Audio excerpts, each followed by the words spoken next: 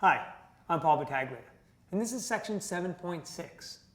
Students come into section 7.6 having looked at almost all the integration techniques they could possibly fathom. So why do we need this section?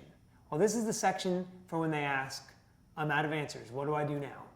So the essential question we would like students to be able to answer at the end of section 7.6 is, what other techniques can I use to solve integrals?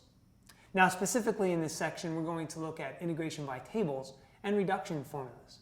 So the first thing you're going to want to do is point students to the appendix of the textbook for an extensive list and table of integrals. They're going to have to learn how to match up what they see in an expression with the correct formula to use. Now, sometimes this leads to a very common mistake because students will look at an expression and look quickly at the table and think that they've made the correct match. How easy is it to miss a plus sign or a minus sign in trying to match up a formula, or think that you saw a radical when you really didn't in the formula? So these are all things to watch out for. The other thing you're going to want to point out to students is that, like any formula, don't be too reliant on the idea that you get the formula given to you. I always like to remind them of when they first learned how to do things in geometry, like area of a circle or volume of a cylinder, things of that nature. When they learned how to do that, and maybe even their teacher said, you know what, I'm going to give you this formula on the test.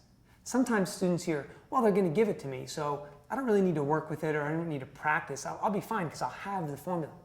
But the reality is they need to have practice working with the formula, working with the table, recognizing how to make those matches. And that leads me to another common mistake. Oftentimes, students will see the U and the A in an expression and try and match those up, and that's where they make substitution errors. They forget that we may still even have to use integration by substitution and compensate with a constant multiple on the outside of an integral. These are all things to look for. Now, all this being said, this is a technique that we can actually lump together with sections 7.3 and 7.4, techniques that aren't necessarily required of students going into the AP exam, but they might be nice to cover after the AP exam. I might actually dedicate about a day or so to this lesson, and if you take that in tandem with the other two, it gives you about 3 days to look at some techniques that students are probably going to see once they leave you and go on to college calculus as well. So I hope these tips have been helpful, and I'm sure you'll find much success in section 7.6.